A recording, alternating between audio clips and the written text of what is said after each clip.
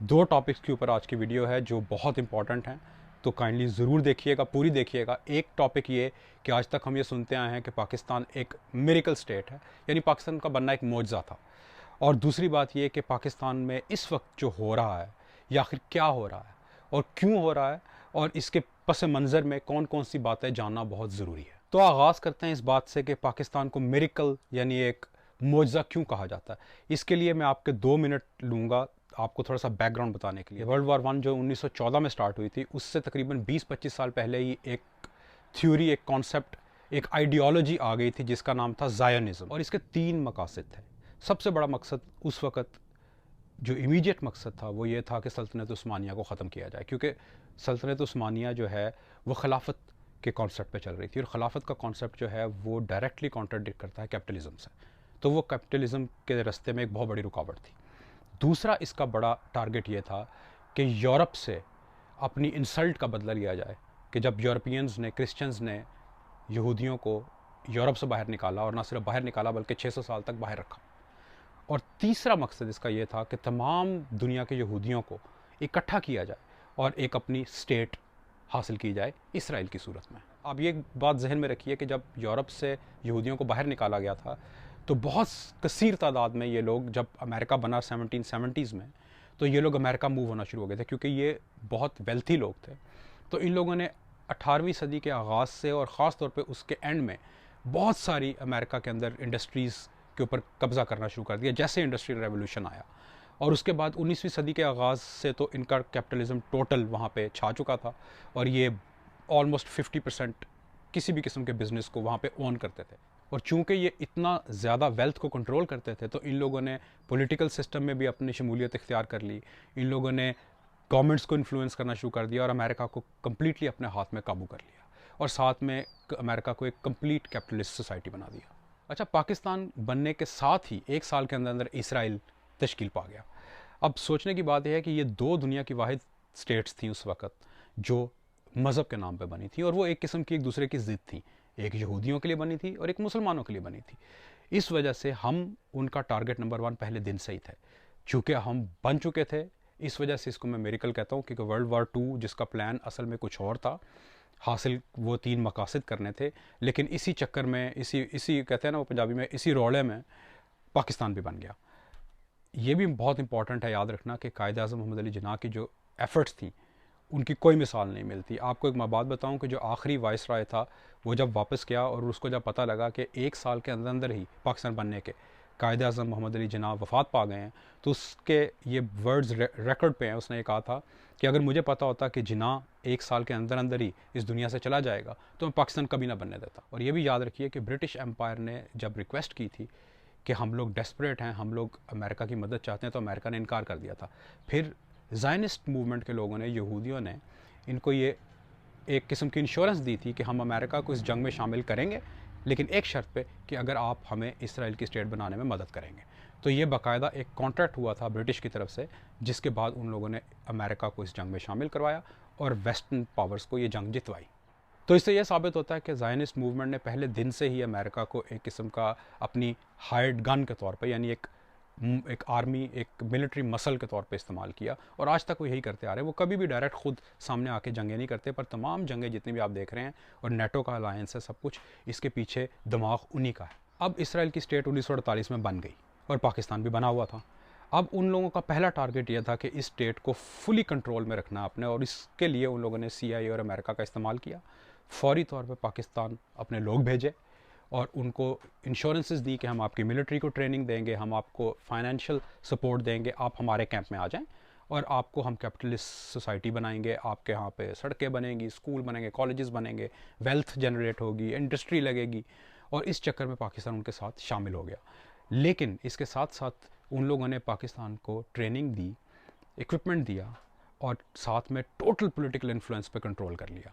और अनफॉर्चुनेटली हमारी जितनी भी मिलिट्री इस्टेब्लिशमेंट थी, इसको उन लोगों ने पहले दिन से ही अपनी CIA की B टीम के तौर पर इस्तेमाल करना शुरू कर दिया। तो अनफॉर्चुनेटली हमारी बुनियाद में ही एक इस किस्म का सिस्टम डाल दिया गया कि हम अमेरिका के कम्प्लीटली डिपेंडेंट हो गए, हम कैपिटलिज्म के डिपेंडेंट हो गए, हम अपनी प्रोग्रेस के लिए हमेशा बाहर देखने के डिपेंडेंट हो गए। 49 से लेके आज तक तमाम के तमाम जो ग्लोबल और जियोपॉलिटिकल स्ट्रेटजीज़ पाकिस्तान की बनती हैं वो इनफैक्ट अमेरिका बनाता है, CIA बनाता है, और उसके पीछे जो ब्रेन है वो इसराइल में है। पाकिस्तान को कंट्रोल करने का मकसद सबसे बड़ा ये था कि एक तो ये कि यहाँ पे कभी भी इस तरह की इंडिपेंडेंस ना आए कि इतनी बड़ी मिलिट्री माइट वाला कंट्री कभी भी हमें चैलेंज कर सके, और इसका दूसरा मकसद ये था कि पाकिस्तान को एक प्रॉक्सी स्टेट के तौर पे हमेशा यूज़ किया जाए अपने दुश्मनों के ख़िलाफ़ और अपने हदफ को हासिल करने के लिए एशिया में। अब हम अगर कौम बनने के लिए तैयार हैं तो हमें कुर्बानियाँ भी देनी पड़ेंगी।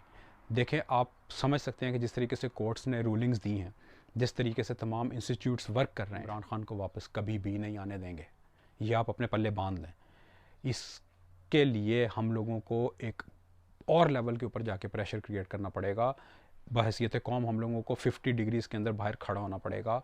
हम लोगों को शायद अनफॉर्चुनेटली डायरेक्ट गोलियां भी खानी पड़ेंगी, क्योंकि रेवोल्यूशन किसी कंट्री में अगर आता है और अगर आपने एक कौम बनना है तो उसके लिए कुछ ना कुछ कुर्बानियाँ देना पड़ती हैं। क्या हम उन कुर्बानियों के लिए तैयार हैं?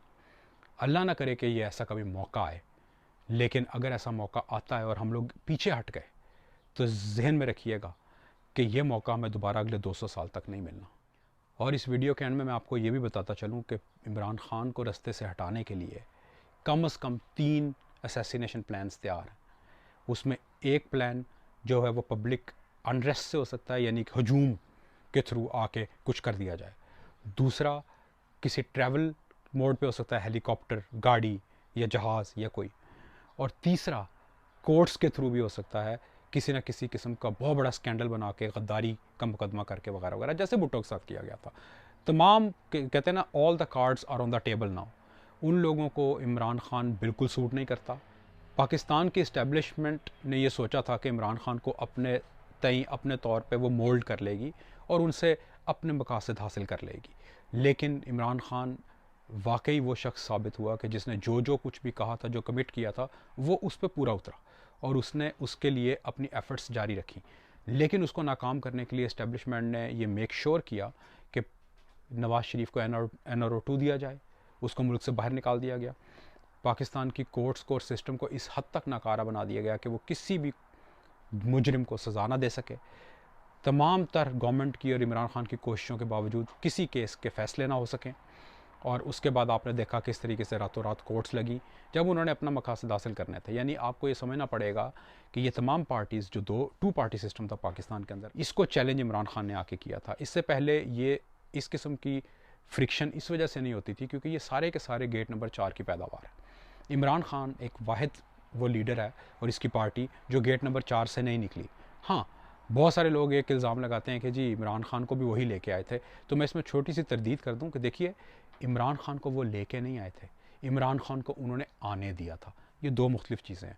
पहले हर एक को ये बनाते भी थे और लेके भी आते थे, और फिर कॉम्बिनेशन बनाया हुआ था कि 2.5-3 साल 4 साल उसकी हुकूमत चलाओ, करप्शन के इल्ज़ामात लगाओ, उसको हटाओ, फिर दूसरे को ले आओ, इन दोनों को इस्तेमाल करो। और इन दोनों में से किसी की भी कोई ज़रूरत ऐसी नहीं थी कि ये इस्टेब्लिशमेंट को चैलेंज कर सके, क्योंकि ये सब के सब उन्हीं के पैदावार थी, उन्हीं के बनाए हुए थे।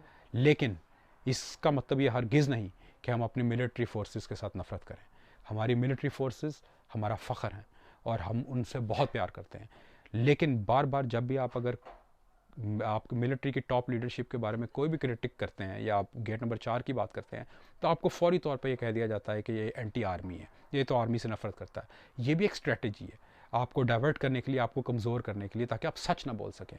लेकिन हकीकत यह है कि बहुत सारे पाकिस्तानियों की आँखें खुलना शुरू हो गई हैं और उनको पता है कि ये प्रॉब्लम कहाँ से स्टार्ट होता है और कौन करता है। और पाकिस्तानी अपनी मिलिट्री से बहुत ज़्यादा मोहब्बत करते हैं, मोहब्बत कभी ख़त्म नहीं होगी इंशाल्लाह। तो जैसे मैंने आपको बोला कि उन्होंने इमरान खान को वो लेके नहीं आए, उन्होंने इमरान खान को आने दिया। वो एक बहुत अच्छा कवर था, वो बाहर का पड़ा हुआ था, वो वेल स्पोकन था, उसको पर्चियाँ पढ़ के बोलना नहीं पड़ता था। वो अगर इमरान खान इस्टेब्लिशमेंट की बातें सारी A to Z मानता रहता तो इमरान खान कभी भी ना जाता, अगले 5 साल भी उसी के थे।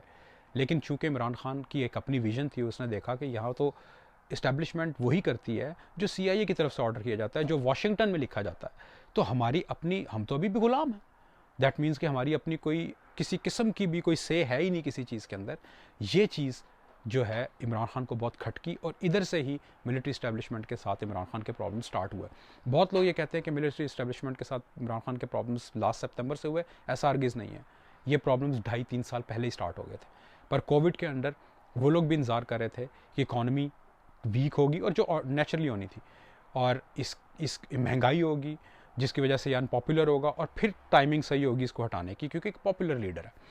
लेकिन उनकी कैलकुलेशन फिर ख़राब हो गई जब उन्होंने इस हद तक गंदे तरीके से इमरान खान को हटाया, और ये भूल गए वो कि ये सोशल मीडिया का दौर है जिसके थ्रू मैं आपसे सब बात कर रहा हूँ। तो ये सब डिज़ाइन जो उन्होंने किया था, ये डिज़ाइन उनका फेल हो गया। ये शो करें कि हम एक कौम बन चुके हैं। अगर आपने ऐसा कुछ किया, इमरान खान की ज़िंदगी के साथ कुछ ऐसा किया, तो इसके कॉन्सिक्वेंसेस बहुत बहुत शदीद होंगे। फिर खुदा ना ख्वास्ता ब्लडी रेवोल्यूशन की तरफ हम जा सकते हैं, क्योंकि हम सब पाकिस्तानी, चाहे वो पाकिस्तान के अंदर हो या बाहर, हम पाकिस्तान को तरक्की करना देखना चाहते हैं। हम पाकिस्तान को एक इंडिपेंडेंट फॉरेन पॉलिसी वाला कंट्री देखना चाहते हैं। पाकिस्तान जिंदाबाद।